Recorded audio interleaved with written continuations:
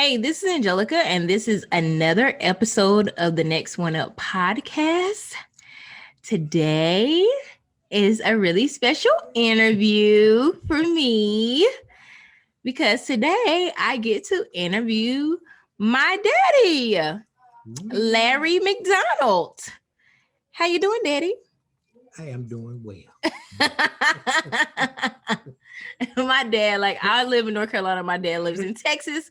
So I'm actually here visiting him and the rest of my family. I haven't seen them since January of 2020, right before the pandemic. So it's been a year and a half since I've seen them. So it's been a while. But I was trying to think of the next person I wanted to interview, and of all the interviews that I've had, I haven't had anybody who was a little bit older. So I thought that this would be a great time to interview somebody who's a little older. And I always talk, me and my dad, we talk about sports all the time. So I know he has a very interesting perspective and experience when it comes to sports. And I think it's really something great information for him and just a great story for him to share. So, Daddy, when did you start your sports journey and what sports did you play? I started my sports journey probably when I was 6 or 7, And make sure you speak up loud. and the Sandlot was experience what more or less motivated my sports experience. I played basketball, baseball, and football. The Sandlot, what's it? We had it's not like a regular field, but I'm pretty sure if I mention Sandlot, most folks in my generation would know what I'm talking about. It's just an open field where you play in the field and you mark off your own boundaries, hopefully as close to the regulation field as possible, but wherever we could get it in at, that's what we did. Baseball, basketball, and football. Okay. Interesting. And when did you start? When did you start that?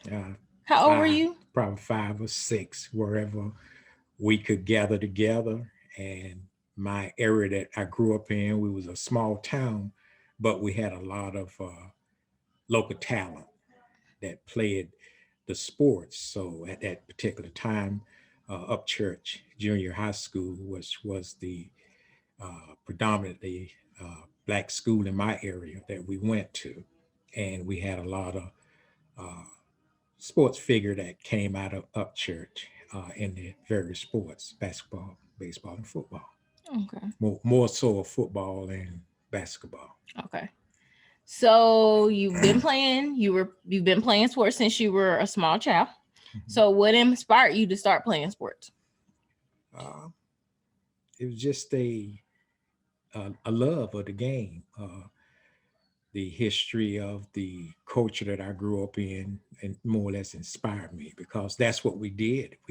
We played sports in the evening, we worked in the daytime. So whatever season came in, that was the season that we played sports. Now, did y'all have adults playing with y'all too, or it was just just the local kids? We didn't really play with a lot of adults, even though we eventually, at a young age, the adults recognized some of our talents, and the adults would come around and recruit some of the kids to play with them, and we'd go visit other areas in the and play against them in a sandlot. That's what it was. It was competition, and a lot of the guys that I grew up with that we eventually played with and played together in high school, we actually competed with against one another on sandlot fields. Okay. So the adults had their own league or whatever. They had their own little teams. They wasn't like a league, but they would go around and gather up players together and play against one another. Okay. So what inspired you to start playing sports? Just looking at it on TV. Okay. I didn't have no sports hero. It was just the fact that it came on TV and it inspired most of the neighborhood to want to play some type of sport. Interesting. Okay. So who were your sports influencers? Like I know you said like a few different sports. So Do you want a like a specific name or yeah, I something? mean whoever you feel like Uh, inspired you. Does it may and you can my, even separate the sport if you want to. well, in baseball, my stepdad Spook inspired me with baseball. He taught me a lot of different things about baseball, but the fundamentals I learned on my own by reading and in school. Basketball, I didn't have a person that I more or less looked up to. I mean, it was just a natural love of the game. Even though we had some good older basketball players, uh, I knew them by name, but I never really was say it was like around them enough that they would inspire me. I knew Mm-hmm. of them. You know, I knew of the Richard McNeils and the Joe Bridges, and my neighborhood guy that really had a good game was Kenny Darker. I What remember, neighborhood did you grow up in? and we call it Jones Hill. Jones Hill. Jones Hill. Yeah. Okay. Okay. And what about football? Football, I didn't we had some good players. Ray McDougal, Lil Amp, he was a really good football player, and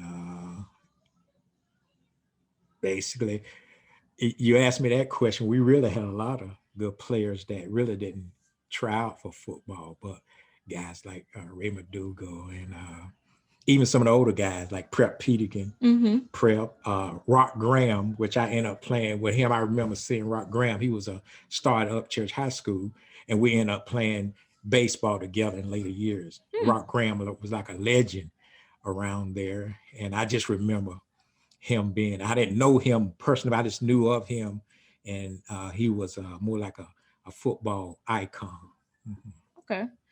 Okay. So you talk about your sports influencers. Mhm. Well, who's somebody that you like now, like that plays sports? Or are there any like particular players that you like now, like the new age players that you like their game or you know?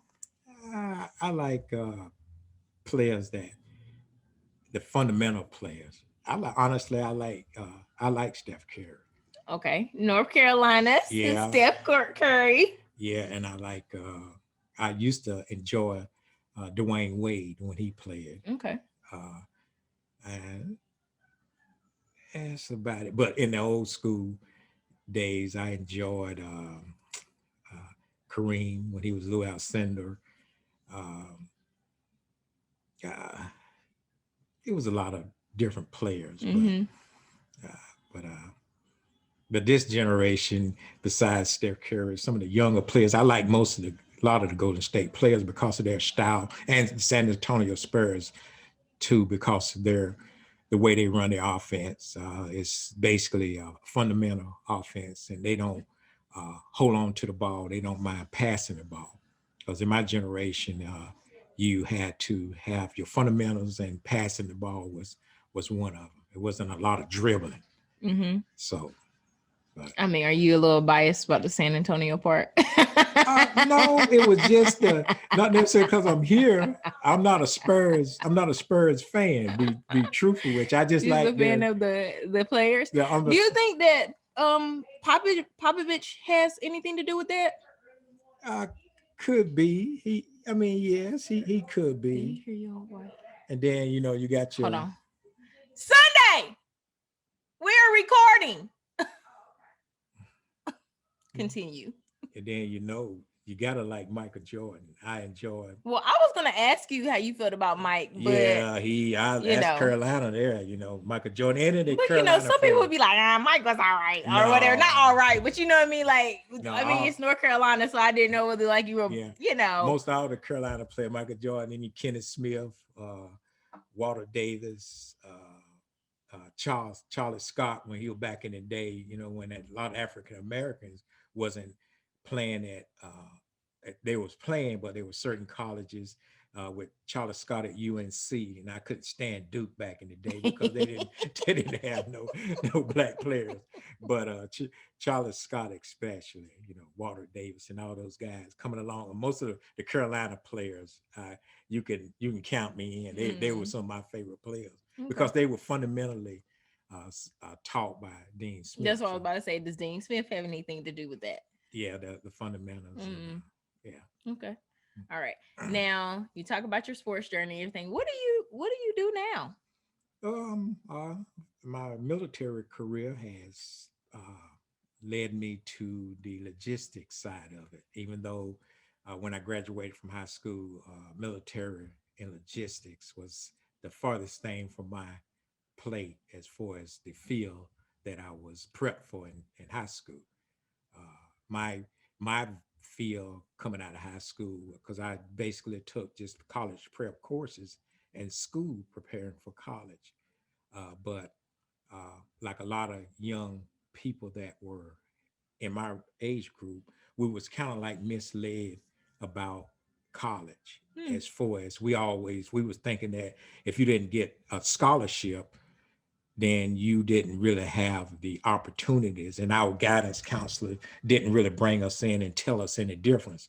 So uh, that's why playing sports was really uh, critical to a lot of people, because the guidance counselors, they focused on a few. Mm-hmm. They didn't focus on the vast majority of the students. A lot of students didn't know about that. Well, if you didn't get a scholarship, there was financial aid programs available for you to be able to go to college. You didn't have to be a athlete to be able to go to college and pursue a dream, because it wasn't all about getting a scholarship, because it's a lot of players in my time frame that came through high school were better players than a lot of the ones that got selected to go to college.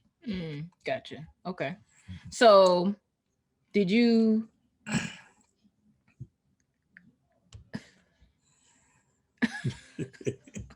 did you so you're saying that you didn't go to college after you graduated high school? Not when I graduated from high school. I waited a year or so.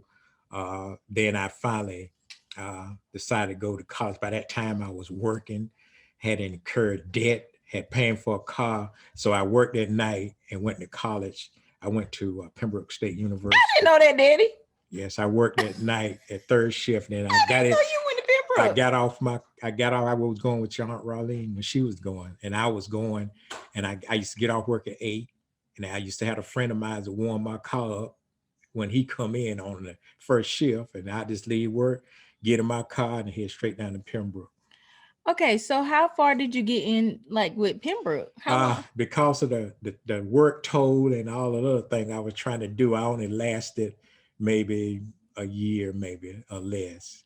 And I couldn't, it was just being young and not as disciplined as I should have been. I end up uh, dropping out. I didn't know that. I Yeah, had no idea, Daddy. I, yeah. I didn't know that. So okay, after that, you went on and you joined the military. Yes, I joined the Army Reserves at first, and then I got to a point in my life where I wanted something different than and in school we learned about dead end jobs, and I was in a dead end job Which was what? at Burlington Industries. Mm. I'm not killing Burlington, but it was basically the type of job. As I came through high school, it was known as a dead end job. I was working in a position that my skills and my knowledge far exceeded it. Mm-hmm. And for us, what you know, I mean, I was the jobs were they was fine, and I end up in a training department. I worked with my cousin, and that's all we did. We trained. I wrote procedures and working procedures for jobs. I used to Mm-hmm. go to different departments, but the thing about it, they would never promote me. my Interesting. my skill level far exceeded the job that I was in. I would train the high school students that go to the textile schools in North Carolina State University, which was textiles. And I Mm. used to train some of the people that were supervisors there, and I used to show them how to do the job. Interesting. Even though they had the 4-year degree, my skill level exceeded what they came to the job on. So I did that for a while, and then I just got tired of them being overlooking me, and I didn't feel like I was worthy of promotion to another job. So I joined the reserves, and then I eventually found out about going on active duty, and that's when I pursued my military career, and that's where my logistics career started in the military. Uh, so And how long were you in the military?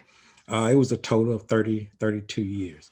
And you retired in when? 2014. I retired with 26 years of active duty service, and the other 6 was the time that I spent in the Army Reserves. Gotcha. Okay. So you're retired and now you just do what, a civilian job? Yeah, I'm a logistics contractor. Gotcha. And I works for the Army. Gotcha. Okay. So getting back to, because this all, like everything that you're saying, it all is going to all tie in together. So what were some challenges you faced during your sports journey? Because you talked about challenges you faced like within a career, but what are some challenges you faced during your sports journey, and then how did you overcome them? Because you grew up in a wildly different time than I grew up, of course. So let's talk a little bit about that. Well, I grew up in the era where the boosters of the different sports, their kids got the opportunity to they got a better opportunity than myself and probably a lot of other athletes in the area. So say for instance, we playing baseball, if the booster son, whatever is on your team, the coach is going to cater more to him to give him more opportunities. The sad part about it is we had so much talent in our area, so they had an opportunity, a pool to choose from who they wanted to get behind. They got behind certain players, but then a lot of the players that they didn't really get behind was better skilled players than the one that they actually got behind and pushed the scholarship issue. So my challenge was, if you wasn't well known, if the coaches didn't really try to groom you, then you was left to learn on your own. I learned my sports journey. I never had a coach to really truly groom me, because I didn't really realize that my talent level, that I could have been way better and I would have got better opportunities. Not saying I could have went to the pros, but I could have got a better opportunity to show my skill level if I'd have had a coach that really paid some attention to me and be able to groom my talent. Now, how did you know that you had that potential? How did you know? Because I was good in all 3 sports, and it was very few players that could excel in football, basketball, and baseball. And I was probably I was one of a lot of players in our area, but I could have been proficient in all 3 sports. And because now, did y'all have like anybody coaching y'all? Like, you talk about the schools, but did y'all really have anybody like I know you talk about Granddaddy Spook, but like, did y'all have anybody like outside of school? Of course, outside of those coaches, because of course you grew up during the time of segregation, so we can talk about that. Yes. But did you have anybody in the community that saw your potential and try to take you under their wing, or like anybody else, like the young kids? Did y'all even have that at all? Not really. They probably meant well, but we didn't have people in our community that would take us under their wing like that. Because I guess during that time, it wasn't that type of mentoring that was being done a lot. It was a lot of rooting for you to make it, and they would give you advice, but it wasn't a lot of mentoring and especially recognizing your talents. Because I made the JV basketball team as a freshman. I thought in my mind the reason they sent me up to junior varsity because they wanted to cut me off the 9th grade team. I didn't realize that I was talented enough to go to the JV. But in my mind, with nobody not really telling me, myself, and it was three of us, three or four of us went to the JV. If I'd have realized that I was more talented than because I knew I was talented, but I didn't know that if you go from nine, if they send you up to the JV from as a freshman, it would cause you was skilled. Now JV normally starts at like 10th grade, right? Ninth grade. JV starts in ninth grade. So you had the Ninth or freshman 10th. you had the freshman team, which was Yeah, ninth grade, but then ninth you and also 10th. had JV team, which was ninth and 10th grade. Yes. Oh, okay. Okay. So they sent me up and a couple others up to the JV, and I thought they sent me up to cut me off the ninth grade team. I didn't know that my talent was the reason they sent me up to the JV. So when I got up to the JV, I was just glad to be on the team. I didn't, if I'd have had someone to say, hey man, you got a better game than what you think to make me excel, and I could. So, but I didn't. We got up on the JV and myself and other, and one of the players that went up with me, Tyrone, neighborhood, my pastor, Oh, Tyrone Tillman. Tyrone had a very good game, and Tyrone ended up staying on the JV. Mm-hmm. And not saying that they overlooked me, but Tyrone played well. Mm-hmm. Tyrone was a good player too. Mm-hmm. But myself and one of the two other, we went back down to the freshman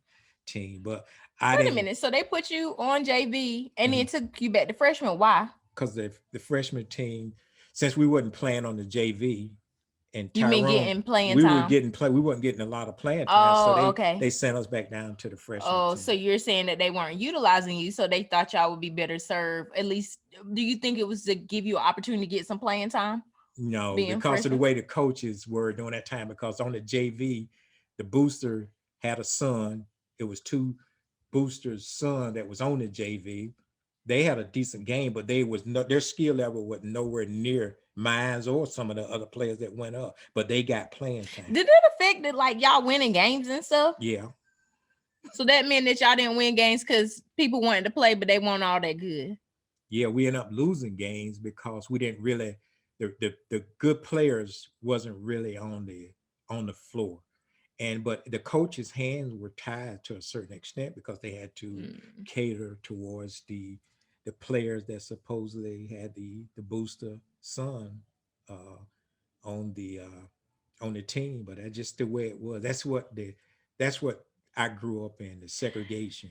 So you said the coach's hands were tied. Was it I know it was because boosters, of course, donate money or give money or Mhm. resources or whatever, but were they afraid that if they didn't play them that they would pull back on their resources uh they wouldn't have the job. or they wouldn't have their job? Oh, oh, okay. I wasn't even thinking about that. It was some other Oh, reason. they thought they were gonna get fired. Girl, somebody see that thing, Oh. I'm like, oh man, he's putting all our dirty laundry. Well, look, the truth hurt. It happened. Look, we got to talk about it. This is supposed to be helping people, and honestly, just to give a little bit more of context that, like, the different things that you went through. So, like, let's talk about, you grew up during segregation era. How was that when it came to playing sports? Well, You said y'all grew up in the Sandlot. Did they actually have like parks and stuff where yeah, other kids played that was much better than playing in the Sandlot? yes. I during the summer they used to have a program that everybody got a chance to come to the gyms and stuff. My first organized baseball, I played little league, uh, but I found out about I don't even remember how I found out that they was having little league trials. They was having little league tryouts in what we call Robin Heights, Mm-hmm. that baseball field out there near your house, and they had little league tryouts. And I went up there, and they was trying out, and they let me try out. Tyrone was on the team. We had a few uh, blacks on the team, but when they saw my skill, they immediately, oh, you can play with us. And I started and I played and I was outfielder, and I was really, really pretty Is good. that your position normally outfield? Yes, and that's why I say if I had a mentor, because in my mind, I didn't realize that if I'd have just stayed strictly to playing outfield, then I probably would have had a better chance to move on to the next level. Because when I played Little League, we Mm-hmm. won the championship. I was outfielder. During that time, the next step up in baseball was the junior Tar Heels. Mm-hmm. I went out for the junior Tar Heels. Guess what position I went out for? I went out for catcher. Never played catcher. The only reason why I went out for catcher, I didn't know any better. I was trying to go out for a position I thought that I could get the team. I could make the team. Oh, not that you wanted to ensure that you can get on the team, so you did what you knew, what you thought would I be thought I better. could get on. I had a better chance as the catcher, and I was twice way better than all the outfielders. But I didn't have, and some of the people that saw me play Little League, but they never said so that. Confidence. Yeah, they never say, "Hey, you don't need to be trying to go out for the catcher. We know how good you are in the outfield." But at that time, I was young. I didn't really know any better. So how old were you in that? 12. 13 when I junior. When you turned 13, you had to go up to junior Tar Heel. You couldn't play. Little League was for the 12 up to 12 years old. Okay. Mm-hmm. Oh wow.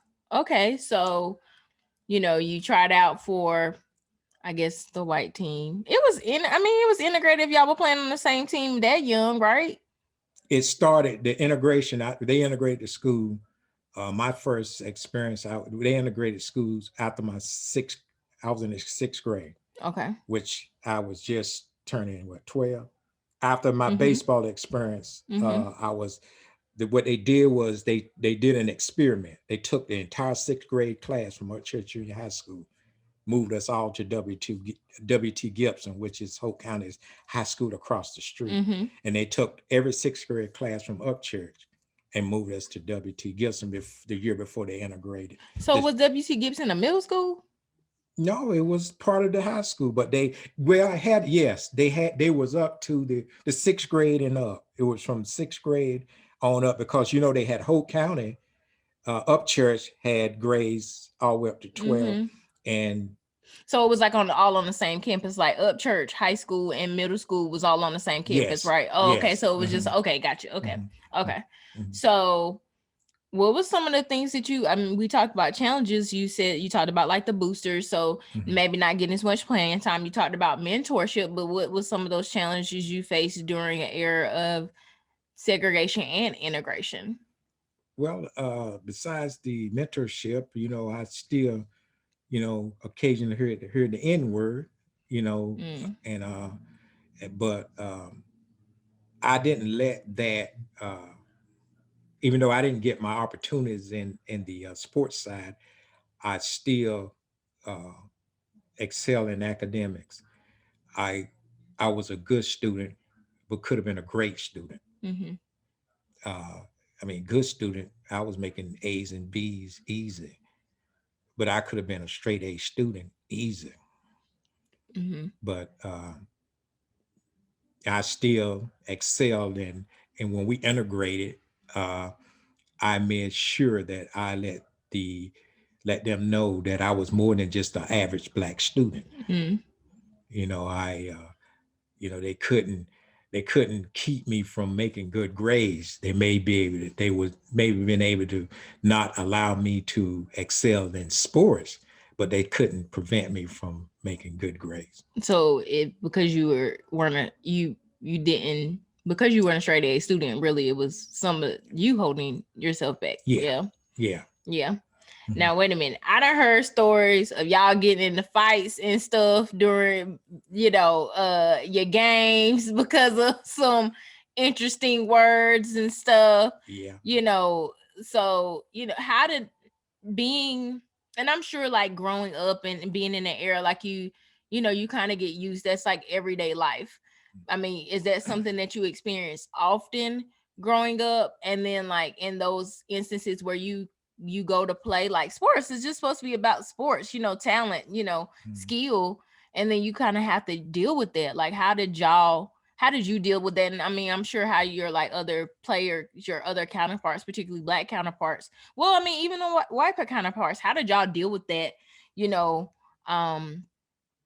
Because you're a different race. I'm sure it might have been, white people that stood up for, their Black players or whatever the case may be.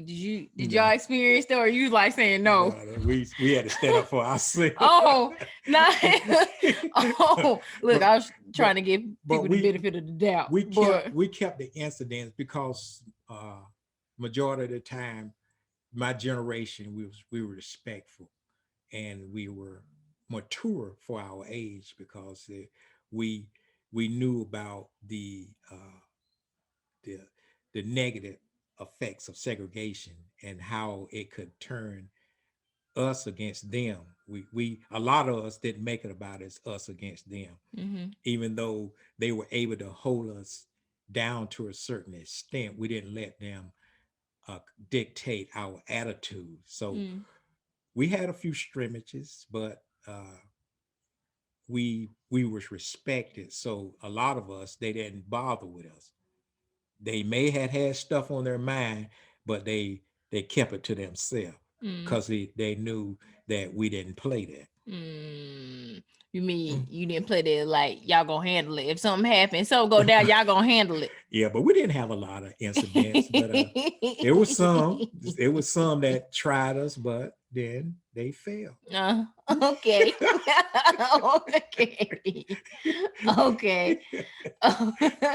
So, what do you think, like from what you dealt with back then? What do you think are some similar challenges that players face now? What do what do you from what you see? uh, well, growing up in Rayford was different because we wasn't known at that particular time. Rayford was a 3A school. I guess the size of the school was based on the attendance, and we wasn't a big school, but we had a talent pool to choose from that was that was out of this world. Mm-hmm. That's why a lot of times we played against 4A schools, Mm. and we held our own against those schools. So uh, the difference now is they're allowing the talent that they have to be part of the teams and not uh, set good players on the bench.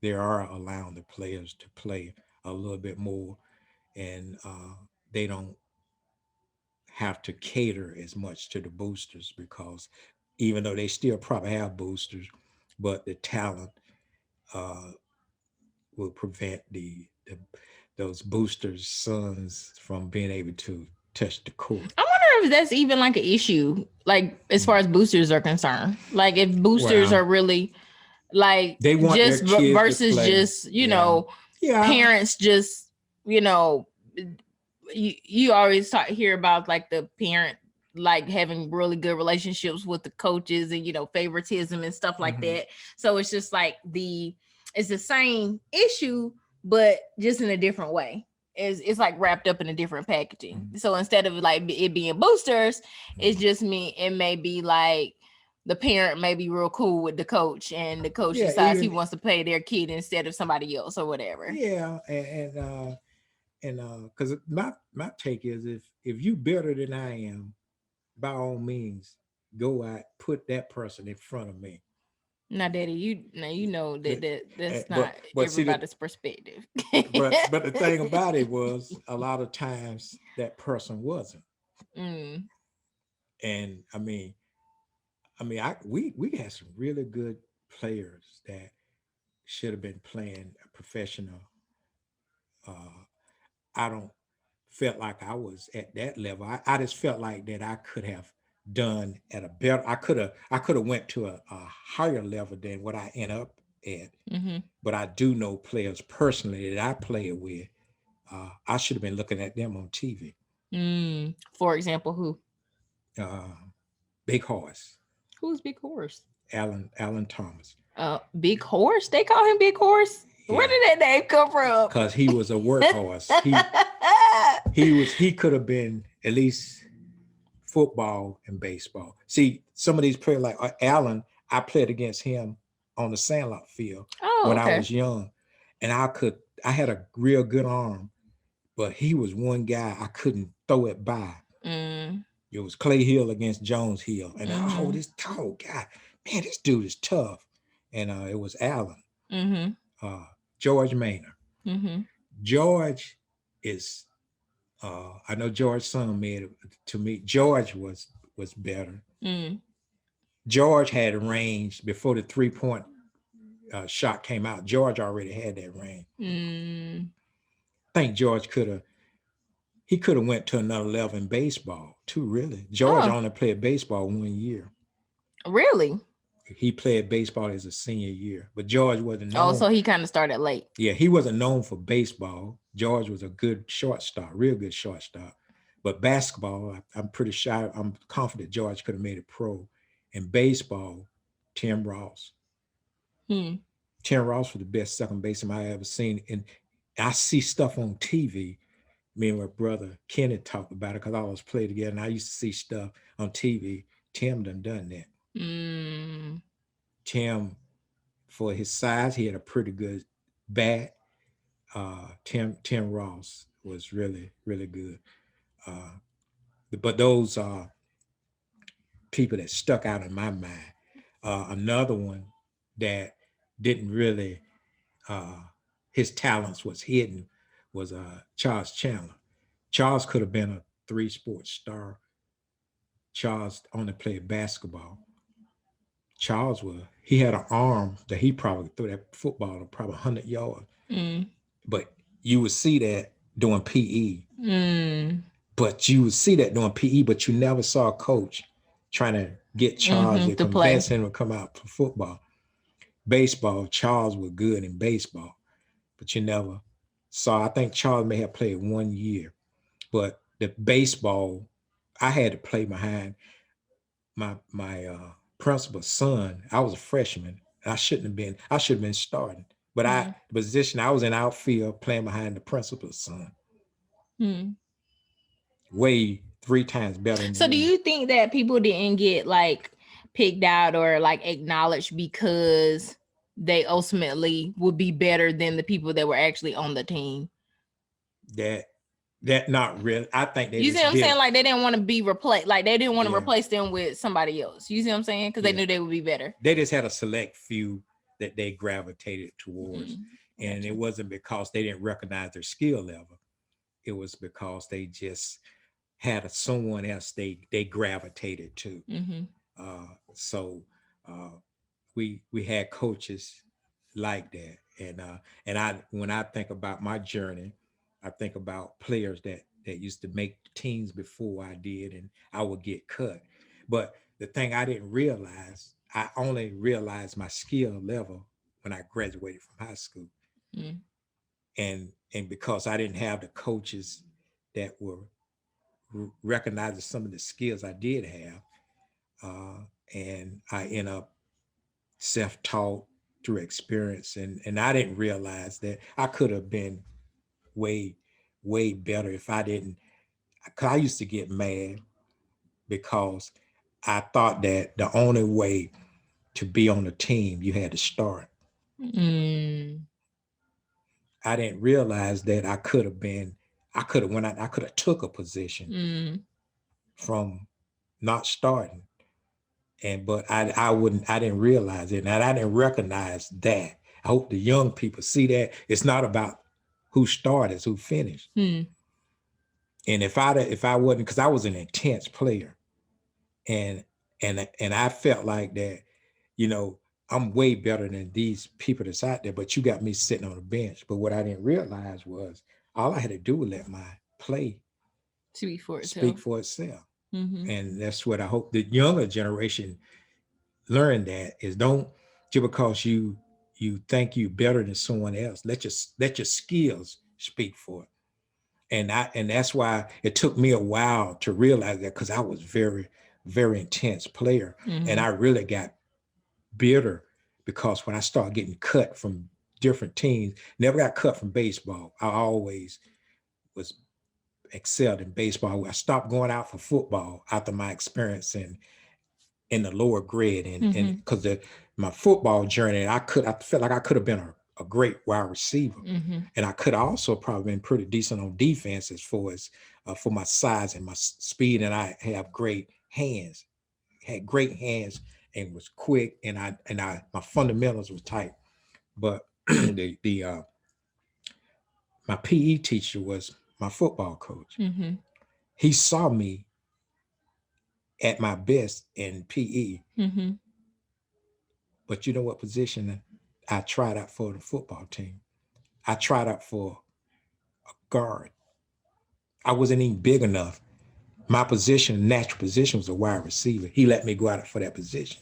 He didn't try to Instead of steer saying, me. no, you're better at this, go Yeah. over here for And then this. He some of just the, let you, he just basically kind of set you up. He yeah. knew that you wouldn't equipped for that position, and he let you try out for it. And he let me on the team, but I was the one that was at wide receiver, because he saw me. He knew how good I was. Mm, He saw that firsthand every P. He knew mm-hmm. how good I was. But he never, when I tried out for the team, he let me play guard, which I didn't play. I was just on the team. Hmm. So then that in turn caused you not to want to stay on the team You know, I didn't I because didn't go out for football in high school. I only went out for basketball, got cut. that's a lesson though. Yeah. Like understanding where your strengths are and also actually having people who can I help you identify your strengths, Yes. like in what position you should play and be able to see you and say, look, I see you had like you said, you got better hands. Maybe you need to choose like change what Yes. position you play. You know, that's that's I guess that's why mentorship is so important Mhm. because a lot of times we can't see ourselves, we can't see our potential, and then like you said, you realize things after the fact, Yeah. but during in the middle and you're just a kid, you're not gonna I you didn't don't see that. I didn't really know. I didn't have anybody to tell me any different, even though I knew in the area that I grew up. I grew up with some good players. Mm-hmm. James Carthens, my my my classmate and one of my best friends. James had a good basketball game. Mm-hmm. We all played against each other. James made he did good, but I could have still been part of that, Mm-hmm. because me and James played together every day. Mm-hmm. James knew how good I was. Mm-hmm. But James, real good player, basketball. I call him Kush.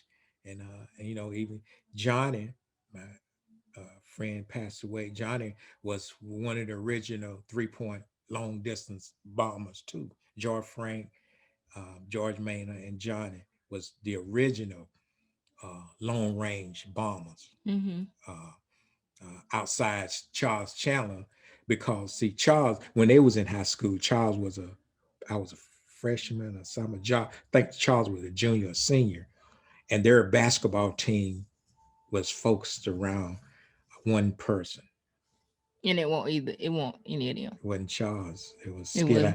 I don't want to Yeah, don't say drop on the the bomb. pod. Don't name drop. Yeah, I don't want to drop it. But all I can say is Charles Chandler was a skilled guard. He started, but Charles Chandler, for his size and the skill level, Mm-hmm.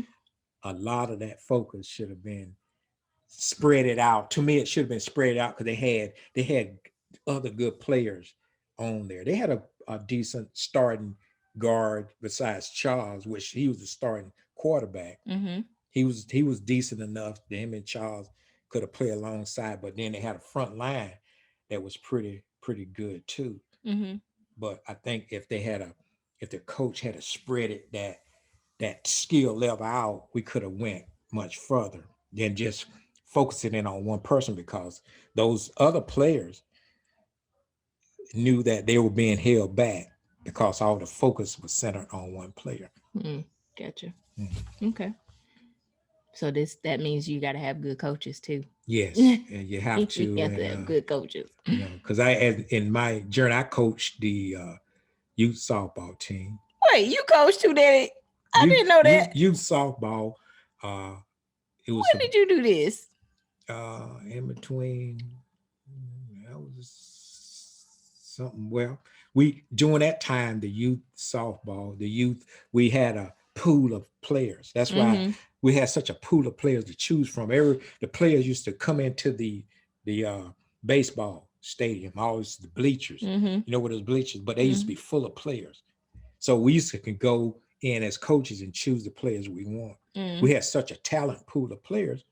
You could pick any player to have a great team. Mm-hmm. So I Hmm. coached a couple young men, and my team won the championship. But I had some good players, and what you talk, I put them in the positions that, not the position they wanted, the position that I knew that they could best excel in. Because I had saw them play. Mm-hmm. I had some wanted to play shortstop. No, you're a better catcher.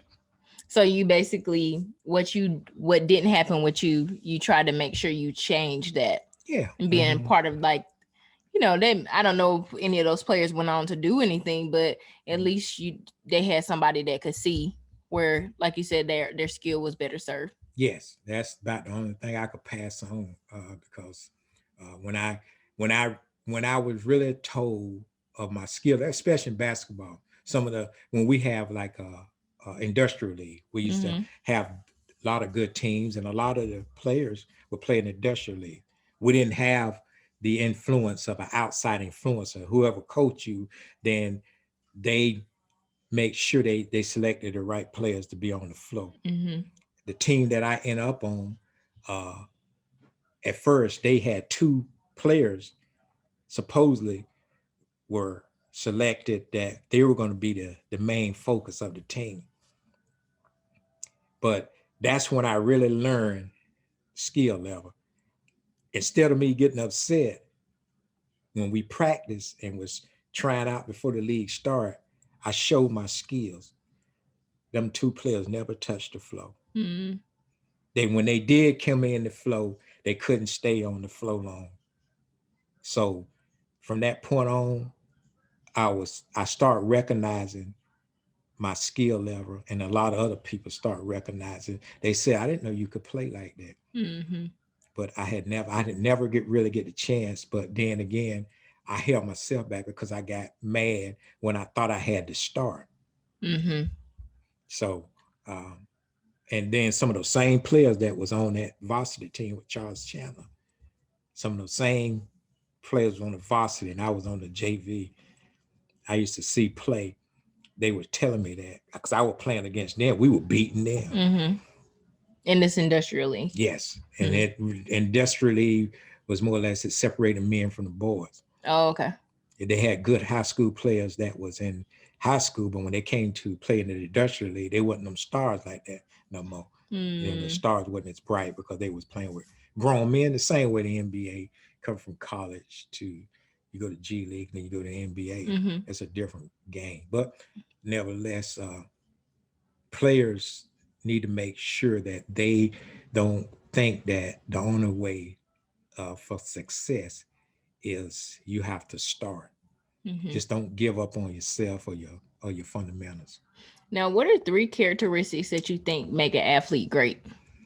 Uh, First and foremost is knowing the fundamentals and being in shape, uh, and being a willing teammate.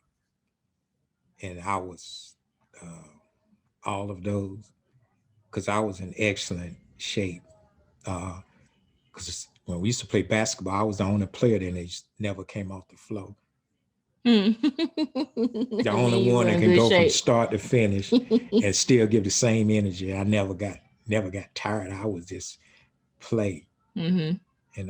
But I was always in good shape because even we grew up running. We had our own track. Mm-hmm. In our neighborhood. It was shaped like a quarter-mile track, and we used to Mm-hmm. compete against each other. And that's all we did was run at night. We go to school, come home, with wasn't nothing to do. We would go out there and play, either run track or go out to the football field and line up and go out there on the football field and hit. It wasn't no tag football. We used to have people when we used to play out there in the open Burlington field. We used to have people that pull their cars off and watch us play because it was physical. Mm. No pads. Oh, no pads. Okay. But the younger generation, I saw some good young players that came along during my brother Steve generation. Mm-hmm. John Roper, Peanut Alexander. I, I call him Alexander McDougal, which is Chula's son, and Peanut, and Derek Graham. Mm-hmm.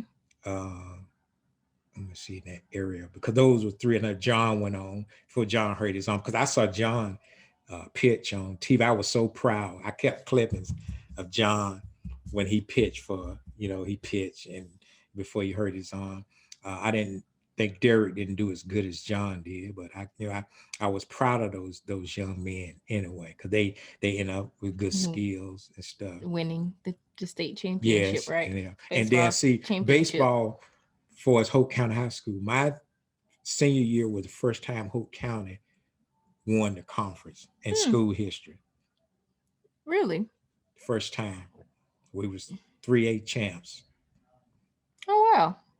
First time in school history, because it took my senior year, it might have been my junior year, before the players that was there when I was a freshman, when they were finally gone, that left myself, Alan, Bruce Hurst, Kenny Cotton, because your Uncle Melvin he didn't play that senior year. And we had a lot of local talent, Samuel Wallace, I see Kenny Carpenter, even my uncle, my brother, Kenny was the manager.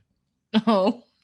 But we won Evelyn Bull. A lot of those we was on that team, Donnie Monroe, Jack Lee, and on the Noah Hendricks, and all of those guys. We won that. Samuel Wallace, I hope I mentioned Sammy, and we're the starter. We won that conference. Allen, because Allen played both.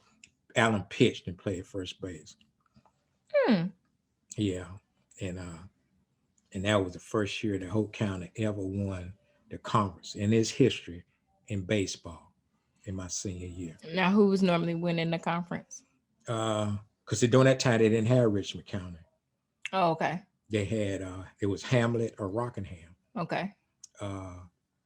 Lumberton, we didn't play because they weren't in our conference. Lumberton was in our conference. And when I ended up running to a lot of those players we played against in Lumberton, I ended up playing against them, and like I was in a semi-pro baseball league. But other than that. So what does it mean to you to be an athlete from Hope County? I'm proud of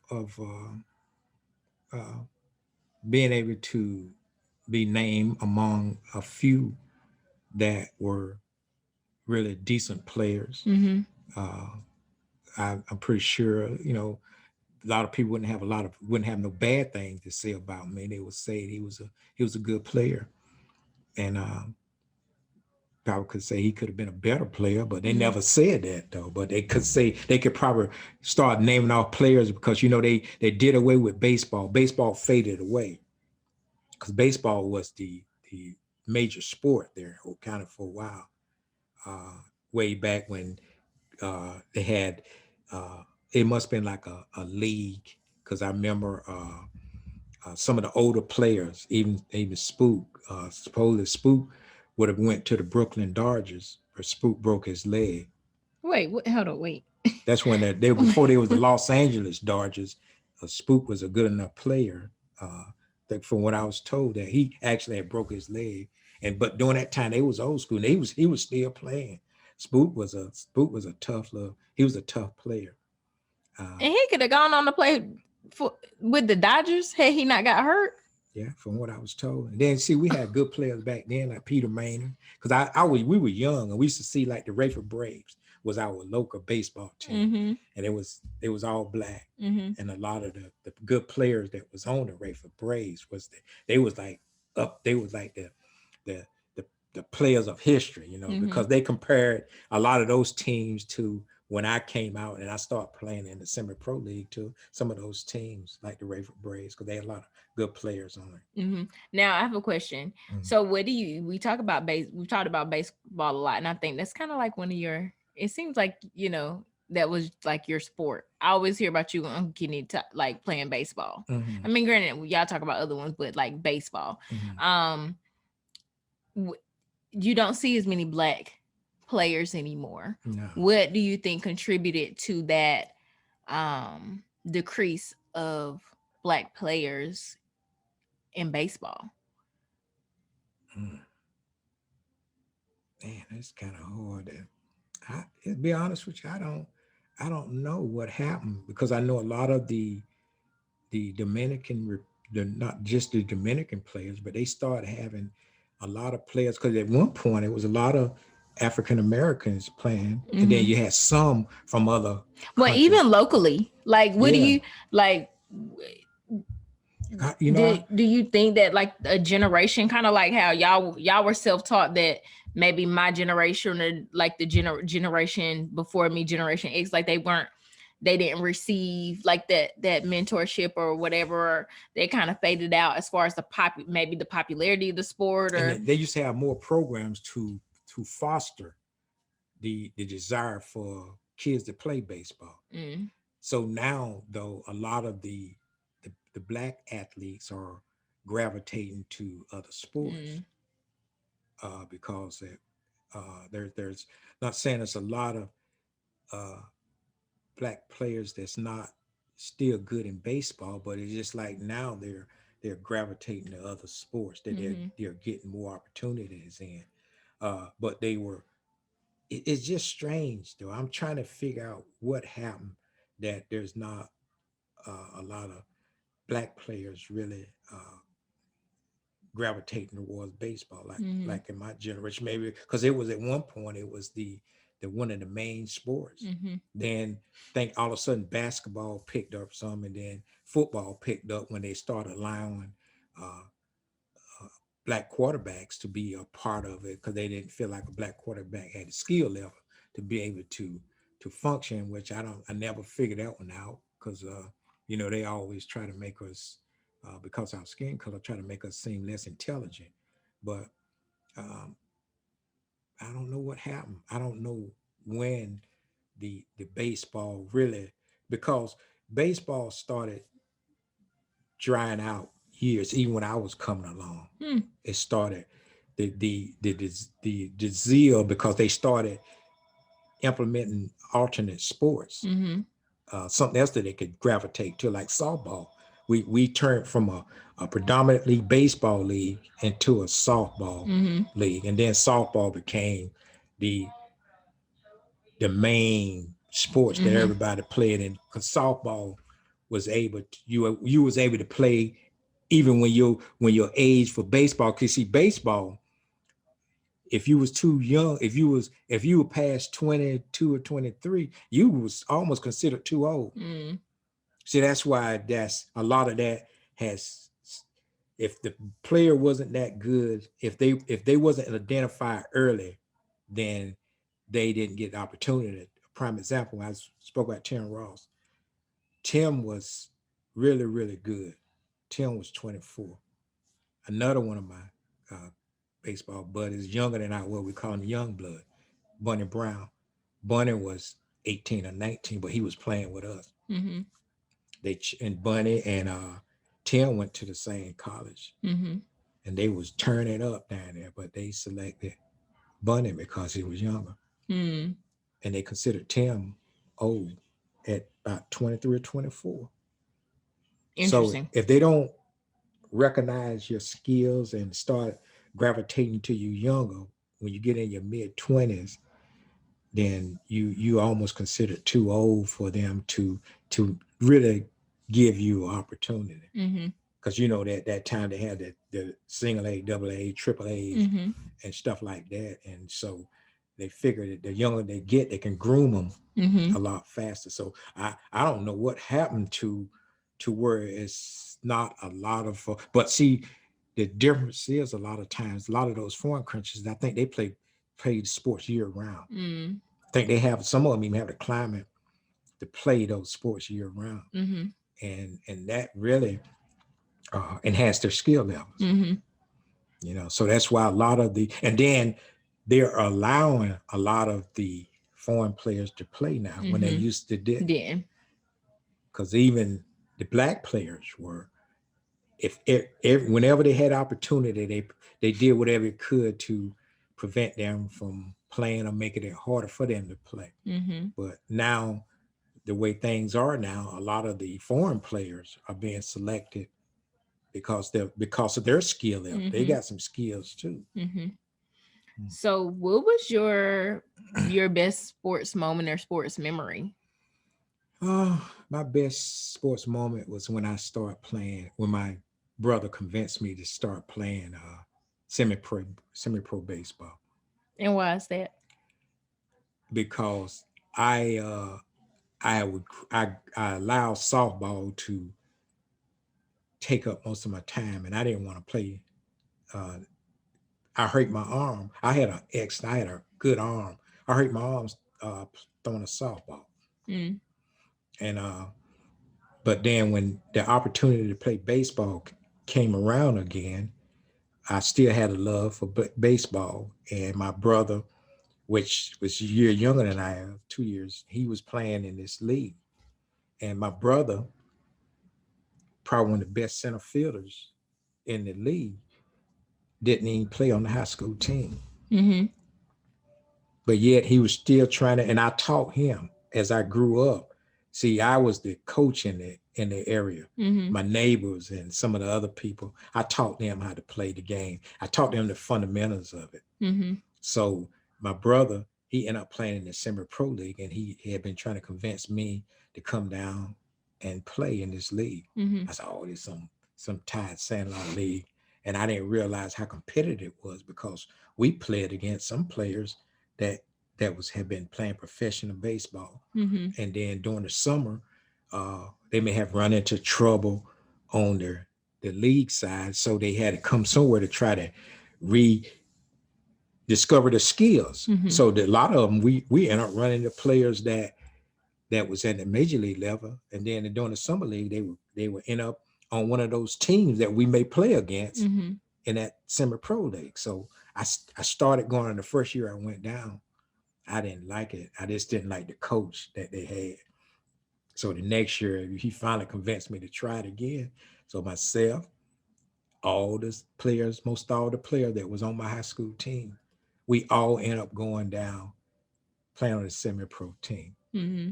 And we did some good things for that area. They treated us like that became my major league Mm-hmm. playing in that. They call it the Tri-County League. And it was serious. They had a lot of teams in the local Tri-County area. You know, the Tri-County is it encompasses all these Scotland County, Harnett County, and Hope County, Cumberland County, and all these, all of them had teams. Mm-hmm. So we was able to compete against excellent competition. Mm-hmm. Some players was in college. They played in college. Then during the summer, they were playing those leagues. So that means we was constantly playing against great competition. Mm-hmm.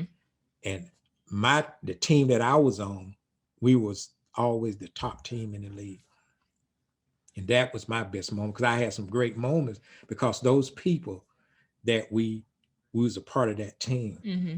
they treated us like professionals, and they really had a lot of respect for us, and they loved their hometown team. Well, Mm-hmm. that's my last question. Thank you for allowing me to interview you, Daddy. Oh, You it was an event. this I hope they'll see this post, and boy, they're gonna be, some of them jokers are gonna be hitting me up on well, I ain't call no names now. he did not. But you know who you are. Okay, Daddy. Well, if you're listening to this episode, please definitely like and subscribe to our channel. We have a YouTube channel. We have, you can find us on Apple Podcasts. You can find us on Spotify.